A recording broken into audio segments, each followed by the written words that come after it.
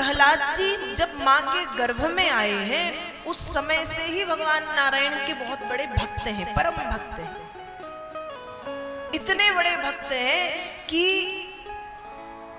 शास्त्रों में तो यह तक कहा गया कि जब प्रहलाद मां के गर्भ में थे तो मां के गर्भ के भीतर से भगवान का नाम गाते थे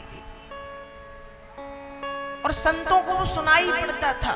नारद जी जैसे संतों को समझ में आता था कि कयाधु के गर्भ में कोई भक्त है जो निरंतर भगवान नाम का जाप कर रहा है, निरंतर जाप करते हैं। राक्षस कुल में जन्म हुआ है, पिता हिरण्यकश्यप, माता कयाधु। प्रहलाद भगवान के जितने बड़े भक्त हैं उनके पिताजी जो हैं मतलब हिरण्यकश्यप, वो भगवान का उतना बड़ा विरोधी है, शत्रु है, दुश्मन है। भगवान नारायण को वो अपना शत्रु मानता है कि नारायण से बड़ा मेरा कोई शत्रु नहीं है। हिरण्यकश्यप तपस्या करने के लिए गया, क्यों? अमरता का वरदान पाने। तपस्या करके वापस लौटा। प्रहलाद जी बड़े हो चुके हैं, थोड़े से 5 वर्ष के लगभग। प्रहलाद जी गुरुकुल में रहते हैं। जब जन्म हुआ, थोड़े बड़े हुए तो मां ने गुरुकुल में भेजा है। शुक्राचार्य जी के पुत्र हैं संडामर्क, उनके आश्रम में प्रहलाद रह करके राक्षस कुल की शिक्षा ग्रहण कर रहे हैं। लेकिन जब पिता तपस्या करके वापस आए तो प्रहलाद जी को बुलाया गया। प्रहलाद जी आए, पिता ने गोद में बिठाया। प्रहलाद जी ने भी प्रणाम किया, चरण स्पर्श किए। पिता ने गोद में बिठाया, सिर पे हाथ रखा और सिर पर हाथ फेरते हुए बहुत दुलार करते हुए प्रहलाद से पूछा है, वत्स यह बताओ गुरुकुल में रहकर के तुमने क्या सीखा, क्या शिक्षा ग्रहण की है तुमने? तब प्रहलाद जी उत्तर दे रहे हैं, तत् साधु मन्ये सुरवर्य देहिना तदा समुद्विग्न धियां सद्ग्रहा हित्वात्मपातं ग्रहबन्धकूपं वनं गतो यद् हरिमाश्रयेत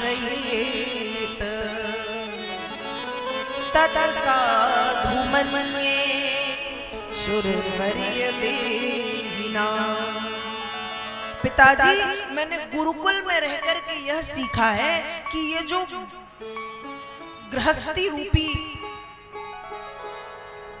जीवन है, ये जो गृहस्थ जीवन है, ये कैसा है? कहा यह अंधकूप है। अंधकूप मतलब अंधेरा कुआं, और अंधेरे कुआं के साथ साथ जलहीन कुआं। उस कुएं में अंधकार भी है और अंधकार के साथ साथ जलहीन भी है। अंधेरा है ठीक है, पर पानी भी नहीं है, प्यास भी नहीं बुझेगी, ऐसा जलहीन कुआं है ये। इसलिए हे पिताजी, इस गृहस्थी रूपी अंधकूप, इस जलहीन कुएं का त्याग करके भक्त को चाहिए हरिमाश्रयेत, वो हरि का आश्रय ले ले और हरि का आश्रय लेकर के नित्य भगवान नाम का जाप करे, कीर्तन करे, तो व्यक्ति का जीवन धन्य है। पिताजी, गुरुकुल में रहकर के मैंने यह सीख लिया है, ये सीखा है। ऐसी सुंदर शिक्षा श्री प्रहलाद जी दे रहे हैं। और जब प्रहलाद जी ने ऐसी सुंदर शिक्षा सुनाई तो हिरण्यकश्यप को लग रहा है, हो ना हो आश्रम में मेरा कोई शत्रु निवास करता है जो प्रहलाद को उल्टी शिक्षा दे रहा है। कैसी शिक्षा? उल्टी। संडामर्क को बुलाया, इसको लेके जाओ और इस पे ध्यान दो, और ध्यान दे के इसको वो शिक्षा दो जो राक्षस कुल की शिक्षा है। और यदि इसे राक्षस कुल की शिक्षा नहीं दी तो मैं तुम्हें दंड दूंगा। संडामर्क डर गए, राजा है हिरण्यकश्यप और राक्षस है दैत्यराज। प्रहलाद जी को ले गए आश्रम में, प्रहलाद जी को फिर शिक्षा देनी शुरू की। अब वे प्रहलाद जी को जो शिक्षा दें प्रहलाद जी सुने तो, लेकिन उसको जीवन में कभी उतारा नहीं। प्रहलाद जी के जीवन में तो एक ही है श्री हरि नारायण का पावन नाम। दिन रात प्रहलाद जी नारायण नारायण नारायण नारायण श्रीमन नारायण गाते रहते हैं। निरंतर श्री नाम श्री हरि नारायण के नाम का जाप श्री प्रहलाद जी महाराज करते हैं हमेशा।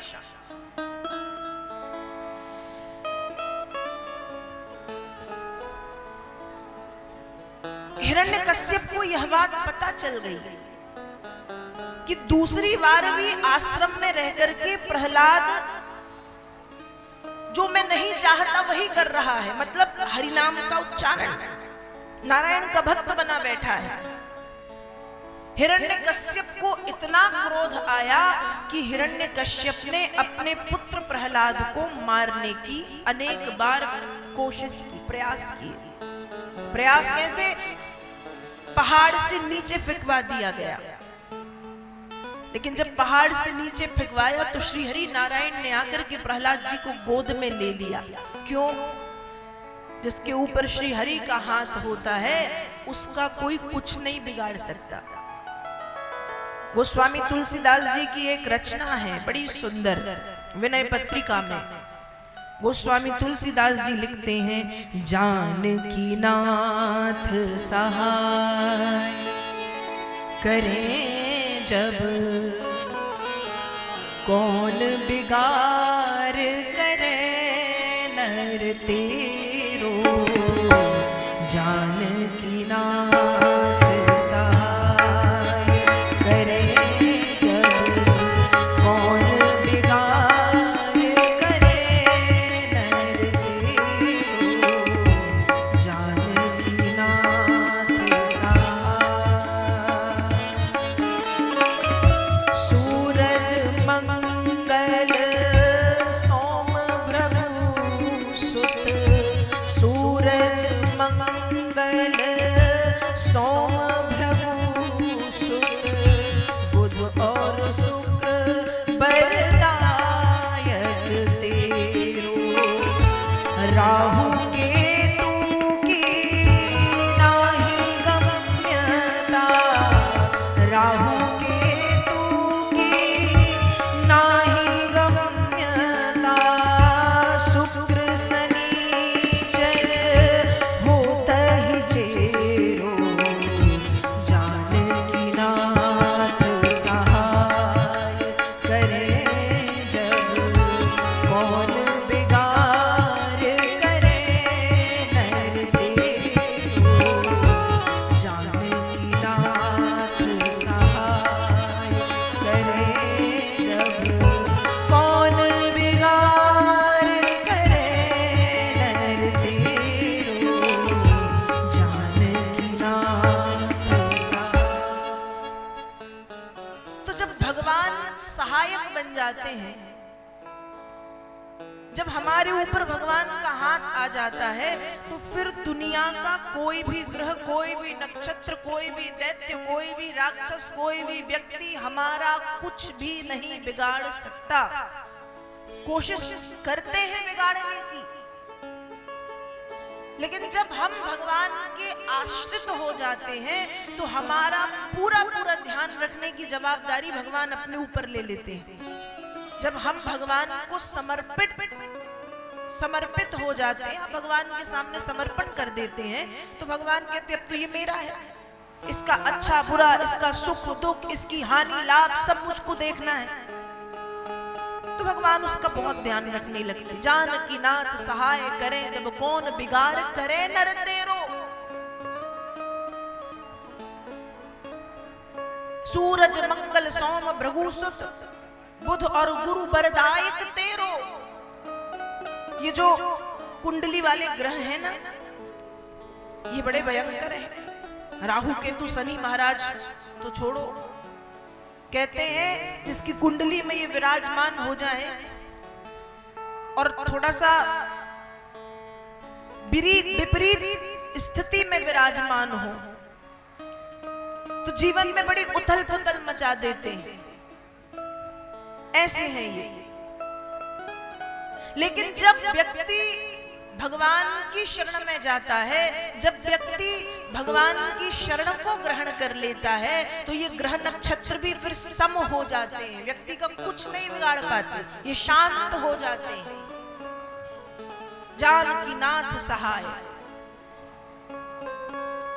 तो प्रहलाद जी को पहाड़ से नीचे फेंकवाया, नारायण ने आके गोद में ले लिया, और जब नारायण में आकर के गोद में उठाया, प्रहलाद जी की रक्षा की। हिरण्यकश्यप ने दूसरा प्रयास किया। दूसरा प्रयास कैसा? एक शेर को बुलवाया। शेर कौन? जंगल में रहने वाला, सर्कस वाला नहीं, जंगल से पकड़ा गया जंगली जानवर, जंगली शेर को बुलाया गया। प्रहलाद जी को शेर के सामने फेंका गया, और जब प्रहलाद जी को शेर के सामने फेंका तो वो शेर प्रहलाद जी के सानिध्य में पहुंचते ही पूंछ हिलाता वफादार कुत्ता बन करके प्रहलाद जी के पैरों को चाटने लगा। भगवान के भक्तों के शरीर से इतनी तेज किरणें निकलती हैं, या तो हिंसक अहिंसक बन जाते हैं या मार्ग छोड़ करके भाग जाते। वो जंगली जानवर शेर अहिंसक बन गया, प्रहलाद के पैरों को कुत्ते की तरह चाट रहा है, वफादार कुत्ता बनके। न जाने कितने जहरीले जीव जंतुओं के बीच में प्रहलाद को छोड़ा, वो जहरीले जीव जंतु भी केंचुए की तरह सीधे हो गए। और कितनी कितनी कोशिश, कितने कितने प्रयास किए गए प्रहलाद जी को मारने के। हिरण्यकश्यप की बहन है होलिका, उसको बुलाया। होलिका को वरदान है आग में जलेगी नहीं, प्रहलाद जी को लेकर के आग में बैठी, और जब आग में बैठी तो अग्नि नारायण ने प्रकट होकर के प्रहलाद जी की रक्षा की और होलिका मारी गई। तो कई बार, अनेक बार, बार बार भगवान ने प्रहलाद जी को बचाया। अंत में जब हिरण्यकश्यप एक प्रकार से सारे प्रयास करके थक गया, तो उसने प्रहलाद जी को अपने कारागार में बंद किया, और कारागार में बंद करने के बाद अपने सभी सेवकों को ये कहा कि इसको ना कोई भोजन देगा, इसे ना कोई जल देगा, ये अपने आप पड़ा पड़ा मर जाएगा। और चला गया काल कोठरी बंद करके। 2-4 दिन बीते, भगवान नारायण ने मां लक्ष्मी को भेजा कि देवी जी जाइए, आपके पुत्र भूखे हैं। लक्ष्मी जी ने बड़ी सुंदर थाल सजाई, बड़े पकवान उस थाल में रखे, और पानी और भोजन लेकर के काल कोठरी में आई, अपने हाथों से प्रहलाद जी को भोग पवाया और थाल वहीं छोड़ के चली गई।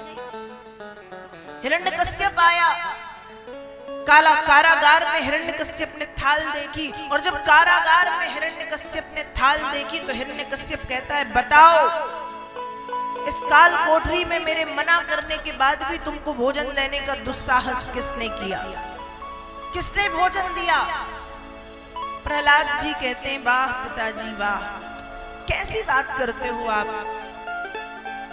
माँ का गर्भ बहुत छोटा सा होता है, छोटे से माँ के गर्भ में 9 माह तक जो भगवान भोजन देते हैं, भगवान पालन पोषण करते, इतना सा माँ का गर्भ, 9 महीने उल्टे लटके रहते हम, सिर नीचे और पैर ऊपर।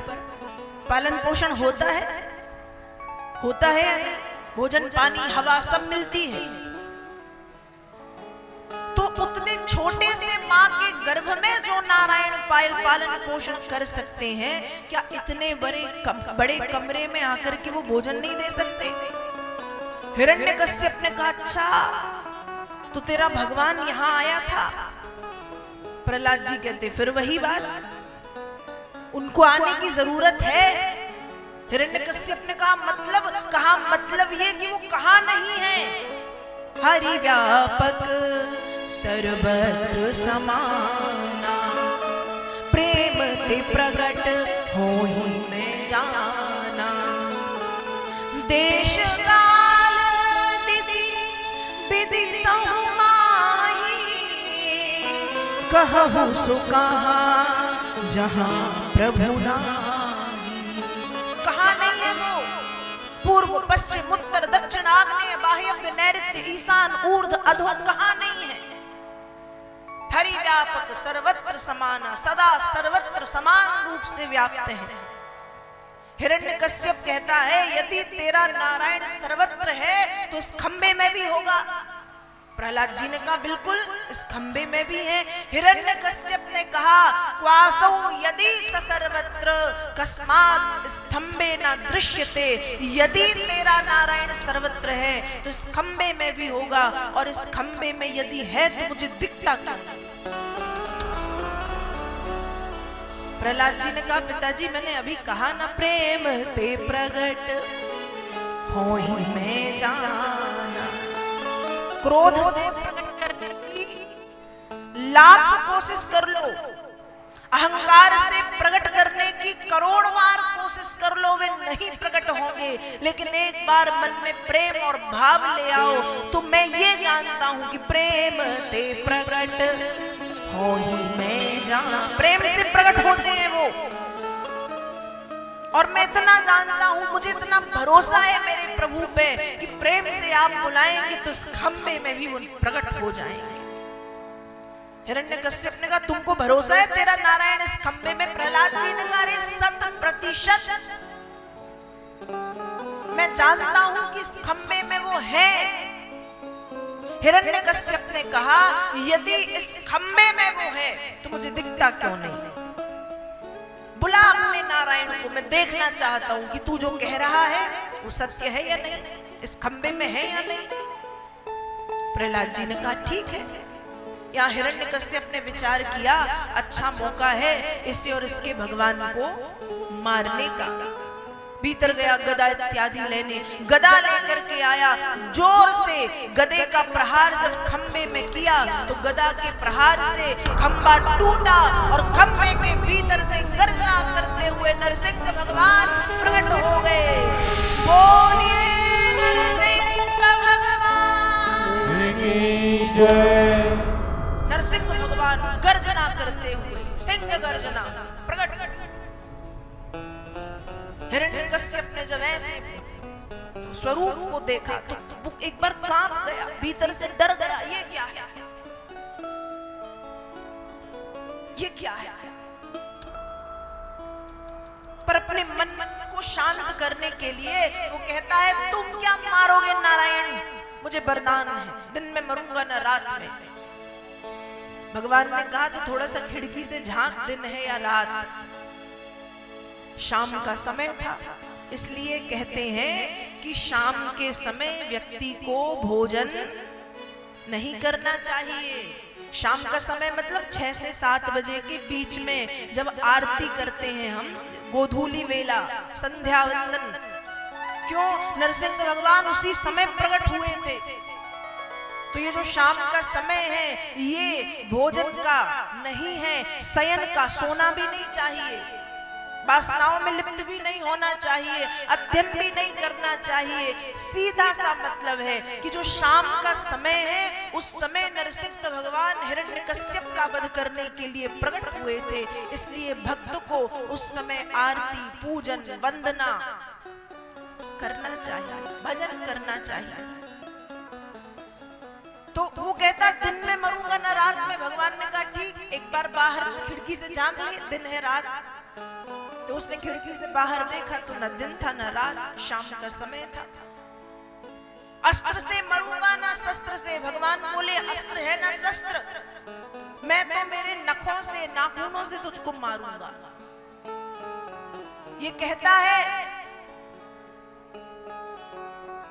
पृथ्वी पर मरूंगा ना आकाश में। भगवान ने भी पकड़ा और पकड़ करके अपनी जंघा पर लेटाया, लटक गया भगवान की जंघा पे। भगवान ने कहा अपना पृथ्वी है ना आकाश, जंघा पर लटक गया, अब जंघा पर लटका है।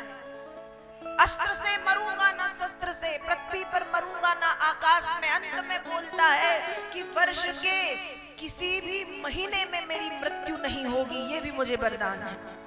भगवान ने कहा ये भी जानता हूं, इसलिए तुमको मारने के लिए ही विशेष रूप से मैंने 13वें महीने का निर्माण किया है, जिसको हम कहते हैं पुरुषोत्तम मास जिसको हम कहते हैं अधिक मास, जिसको हम कहते हैं मल मास, 13वां महीना। और बातचीत करते करते भगवान ने अपने दोनों हाथों के नाखूनों से हिरण्यकश्यप की छाती को विदीर्ण किया, फाड़ दिया और फेंक दिया। हिरण्यकश्यप मारा गया। जब हिरण्यकश्यप मारा गया, गर्जना करते हुए नारायण सिंहासन पर जाकर के बैठ गए।